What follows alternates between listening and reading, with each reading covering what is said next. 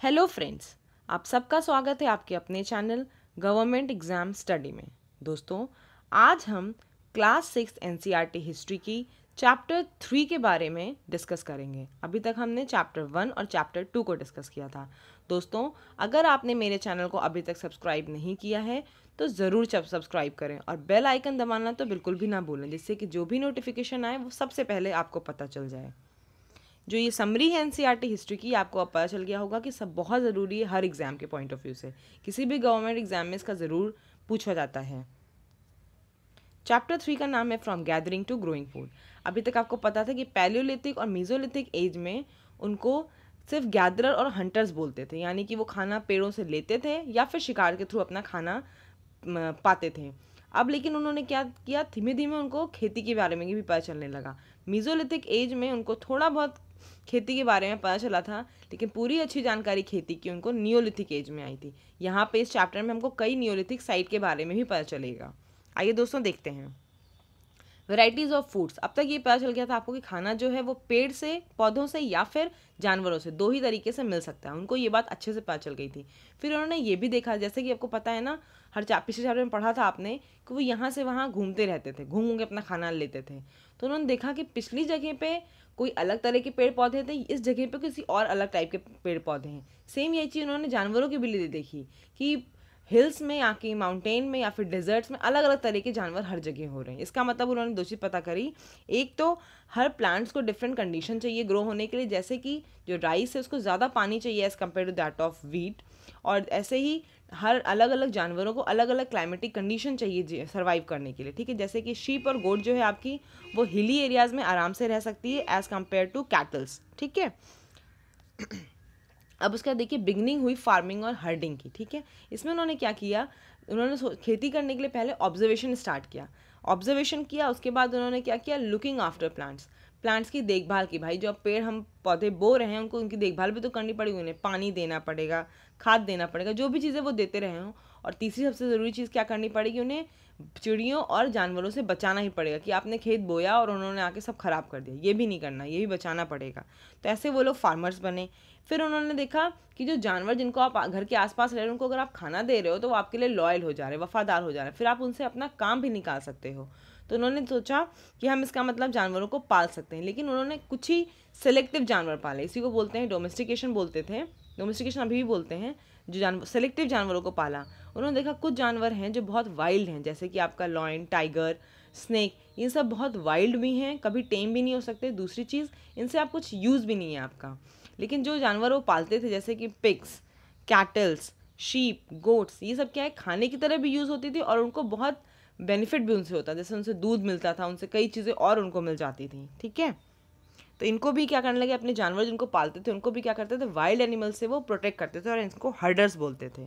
A new way of life. अब देखिए, अगर आपने कोई पौधा बोया है तो उसको टाइम लगेगा ग्रो करने में, मतलब आपको उस जगह पे थोड़े दिन तक रुकना पड़ेगा। ठीक है, उन्होंने क्या किया, पानी देना है शुरुआत की और जानवरों से उसको बचाया अपने पेड़ पौधों को। जब वो बढ़ गए, पक गए, तो उन्होंने क्या किया, उसमें से अपना धान, खाद, मतलब जो भी चावल, गेहूँ जो भी बोया होगा वो निकाल लिया। अब निकालने के बाद उसको वो पूरा तो एक साथ खा नहीं है, क्योंकि उनको पता था कंडीशन अलग अलग हर एनवायरनमेंट के लिए है। ठीक है, प्लांट्स के लिए अलग अलग एनवायरमेंटल कंडीशन है। अगर आपने गर्मी में अपना वीट बोया है तो अक्टूबर नवंबर में आपको अक्टूबर नवंबर में जैसे अपना गेहूं बोया है, तो इधर आपको जब बारिश होगी तब चावल बोना होगा। तो उसको बचाना भी तो, स्टोर भी तो करना पड़ेगा कि एक साथ में सारा खा नहीं जाओगे आप। तो उसको स्टोर करने लगे। स्टोर करने के लिए क्या हुआ, देखा गया मिट्टी के बर्तन मिले और कुछ वुवन बास्केट, जिनको आप डोलची नहीं बोलते, वो डोलची टाइप चीज़ें भी मिली, उसमें वो लोग अपना सामान स्टोर करते थे। और एक चीज़ और, अब धीमे धीमे न्यूलिथिक एज में क्या हुआ, तो क्लाइमेटिक कंडीशन में चेंज आ रहा था, जलवायु में परिवर्तन आ रहा था। और वो कैसा परिवर्तन था, वो पॉजिटिव था, मतलब फेवरेबल था जानवरों के लिए भी। जो डोमेस्टिक एनिमल्स आपके थे उनको और अच्छे से, नंबर ऑफ ब्रीड्स बहुत इंक्रीज हो रही थी एकदम से, और प्लांट्स भी ग्रो करने में अच्छी फेवरेबल कंडीशन उन्हें मिल रही थी। वेस्ट जिसमें कि हम ग्रेन को यूज़ करते थे, एक तो सीड की तरह यूज़ करते थे, दूसरा खाने की तरह यूज़ करते थे, और स्टोर भी करते थे आगे फ्यूचर के लिए, और गिफ्ट्स में भी हम यूज़ करते थे इसको। स्टोरिंग एनिमल्स, जो एनिमल्स थे वो अपने आप नेचुरली मल्टीप्लाई होते थे। अगर उनको अच्छे से देखभाल भी करते तो वो उनको दो चीज़ें देती थी, तो खाना भी देती थी, दूसरा मीट भी देती थी। तो एनिमल्स इसीलिए बोलते थे कि स्टोर ऑफ फूड हैं, कि कभी इमरजेंसी पड़ी या कुछ है तो वो आपके क्या है, स्टोरेज हैं खाने के। ये सबसे इम्पॉर्टेंट स्लाइड है पूरे वीडियो की आपकी। इसमें कुछ आपकी साइट्स मिली थी जो जहाँ फार्मर्स और हर्डर्स की कुछ साइट्स मिली थी जो इंपॉर्टेंट साइट्स है हर एग्जाम के पॉइंट ऑफ व्यू के। वन वर्ड किसी भी एग्जाम में, कंपटीशन के एग्जाम में या बच्चों में भी जो क्लास में आता है उसमें सबसे इंपॉर्टेंट ये स्लाइड है, ठीक है। जैसे ग्रेन और बोन्स मिली थी और साइट्स हैं। वीट, बार्ले, शीप, गोट, कैटल, ये आपकी मेहरगढ़ जो पाकिस्तान में वहाँ पे मिली थी। राइस, फ्रैगमेंट्री एनिमल बोन्स, कोल डीवा जो उत्तर प्रदेश में वहाँ पे मिली थी। राइस और कैटल और कुछ हूफ मार्क्स जो पंजों के निशान मिले हैं उसमें मिट्टी पे, वो आपको महागरा उत्तर प्रदेश में है, वहाँ से मिली है, ठीक है। और वीट और लेंटल के जो साइट वो मिली है, साइट्स मिली हैं, वो गुफक्राल है कश्मीर में, वहाँ से। Wheat and lentil, goat, dog, cattle and buffalo, Burzahom Kashmir में है, वहाँ से मिली है। Wheat, green gram, barley, buffalo and ox, ox जो है वो चिरांद एक जगह बिहार में है, वहाँ से मिली है। Millet, cattle, sheep, goat and pig, Hallur Andhra Pradesh में एक जगह है। ऐसे ही black gram, millet, cattle, sheep and pig, Payyampalli जो आंध्र प्रदेश में एक जगह है, वहाँ से मिली है। आगे देखिए, टूवर्ड्स सेटल्ड लाइफ। अब देखिए किसी भी जब उन्होंने मतलब पेड़ पौधे को बोना स्टार्ट किया तो उसके लिए वहाँ रुकना पड़ेगा। अब रुकना पड़ेगा तो क्या हुआ, घर की भी ज़रूरत है। तो वहाँ पे जब उस समय देखा गया, एक्सकेवेशन किया गया, खुदाई की गई, आर्कियोलॉजिस्ट ने किया, तो वहाँ पे पिट हाउसेज भी मिले हैं। पिट हाउसेज जो होते हैं वो गड्ढे के अंदर घर होते थे, उसमें सीढ़ियाँ होती थी, आप नीचे जाने के लिए वो पिट हाउसेज होते थे। बुर्ज होम एक जगह है कश्मीर में, वहाँ पे ऐसे पिट हाउसेज मिले हैं। उस पिट हाउसेज में देखा गया कि बर्तन भी मिले हैं, अर्दन पॉट्स, जिसमें कि खाना आप स्टोर भी कर सकते थे और खाना पका भी सकते थे, ठीक। कपड़े भी बुने हुए मिले हैं, वीविंग क्लॉथ, इसका मतलब कपड़ों का भी उनको ज्ञान था।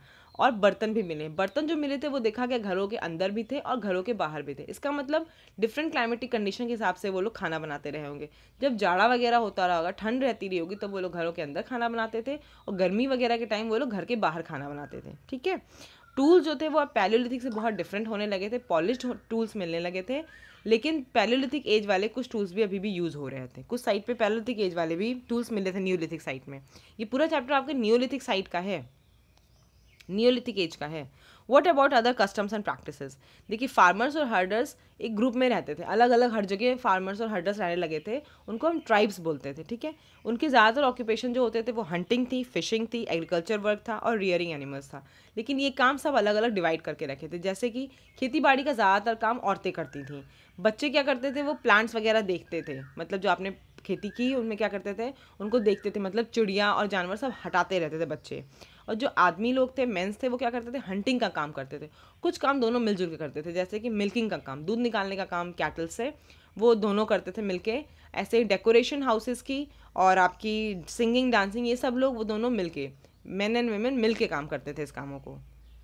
और क्या काम करते थे उस समय, कुछ आदमी लोगों को लीडर्स, नेता बना दिया था तो उस टाइम में भी, ठीक है, कि भाई ये जो कहेंगे वही चीज़ होगी पूरे गांव में, या पूरे ट्राइब्स वही काम मानेंगे, ठीक है। जो ओल्ड वुमेन थी उनको रेस्पेक्ट की जाती थी। उनकी एक और ख़ास बात थी कि उनकी अपनी खुद की भाषा थी, खुद की म्यूज़िक थी, पेंटिंग्स थी, और एक और चीज़ सबसे बड़ी, उनके खुद के अपने देवी देवता भी थे। और सबसे बड़ी जो डिफरेंस थी आजकल की सोसाइटी में और पिछले की सोसाइटी में, वो ये थी कि रिच और पुअर में आपका कोई डिफरेंस नहीं था। जैसे आजकल डिफरेंस है वैसे नहीं, वो सब लोग एक साथ खेती करते थे, एक साथ सारे काम करते थे, कोई रिच और पुअर में डिफरेंस ही नहीं था। अब देखिए कुछ जगहों के बारे में हम डिस्कस करेंगे। क्लोजर लुक जो है living and dying in Mehrgarh, ठीक है। मेहरगढ़ जो है वो बोलन पास में, बलूचिस्तान एक जगह है पाकिस्तान में, उसके पास। ये इंपॉर्टेंट रूट है ईरान के लिए, ठीक है। यहाँ पे सबसे अर्लीस्ट विलेज मिले थे। Learn to grow barley and wheat and reared animals, ठीक है। यहाँ पे इन्होंने, और एनिमल्स के बहुत ढेर सारे बोन्स भी मिले थे। सबसे ज़्यादा जो बोन्स मिले थे आपको वो कैटल्स के मिले थे, ठीक है। इसका मतलब गाय सबसे ज़्यादा कॉमन रही होंगी उस समय में। स्क्वायर और रेक्टेंगुलर हाइट वो मिले थे, घर मिले थे। और बरियल साइट्स, इसका मतलब वो लोग ये बिलीव करते थे कि there is some life after death, मतलब मरने के बाद भी कोई जीवन है। क्योंकि ये भी एक चीज़ पाई गई थी एक एक्सकेवेशन में कि एक आदमी के साथ 2 गोट्स के भी एक स्केलेटन मिले हैं। इसका मतलब वो लोग क्या सोचते थे कि जो आदमी, जिस आदमी की डेथ हो गई, उसका फेवरेबल जो चीज़ को पसंद है खाने की, पहनने की, वो सब भी उसके हाथ रखो, जिससे कि उसको हेल्प मिले उसकी अपनी लाइफ, अलग लाइफ, अपनी दूसरी लाइफ में, मतलब जो लाइफ उनकी डेथ के बाद होगी उसमें उनको हेल्प मिले। बहुत रेस्पेक्ट देते थे वो लोग जिनकी डेथ होती थी उनकी। और दाओजाली हार्डिंग जो है वो ब्रह्मपुत्र वैली में असम के पास है। ये एक क्लोज रूट है जो चाइना और म्यांमार की तरफ जाता है। स्टोन टूल्स इसमें मिले थे including mortar and pestles. Mortar and pestles अगर मिल रहा है, यानी कि ओखली और मूसल जिसको बोलते हैं आप, वो अगर मिल रहा है, इसका मतलब उस समय भी लोगों को ग्रेन्स का ज्ञान होगा, ठीक है, तभी वो लोग अपना खाना निकालते रहे होंगे उससे। जो ओखली और मूसल करते हैं काम, वो करते हैं, सेपरेट आउट करते हैं ना ग्रेन्स को, वो काम ज़रूर होता रहा होगा। एक स्टोन जो चाइना से आया था वो भी मिला था, जेडाइट। और टूल्स ऑफ फॉसिल वुड और पॉटरी भी मिली।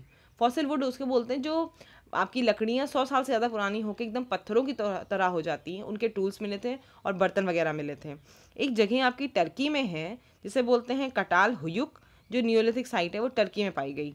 वहाँ पे काउरीज देखिए 2 फिगर मैंने बनाया, जो ऊपर वाला फिगर है आपका वो काउरीज होती है, वो रेड सी से आई होगी। शेल्स जो शंख होते हैं वो मेडिटेरियन सी से आया था। और फ्लिंट एक तरह का पत्थर होता है जो सीरिया से आया था। अब देखिए दोस्तों, लेकिन उस समय क्या था, कोई कार्ट वगैरह बैलगाड़ी टाइप कोई चीज़ें नहीं थी, तो क्या होता था, जो सामान जो था वो या तो आदमी अपनी पीठ पे लाद के लाता था या जानवरों की पीठ पे लाद के लाया जाता था। ठीक है, तो दोस्तों इसमें समझ गए आपकी नियोलिथिक साइट में क्या होता था, आपका सारी खेती वेती बहुत अच्छे से डेवलप हो गई और अब उन्होंने जानवरों को भी पालना शुरू कर दिया है। Thanks for listening my video. अगर आपने चैनल को सब्सक्राइब नहीं किया है तो ज़रूर कर लीजिए। जल्द ही हम आपको नेक्स्ट वीडियो के साथ मिलेंगे।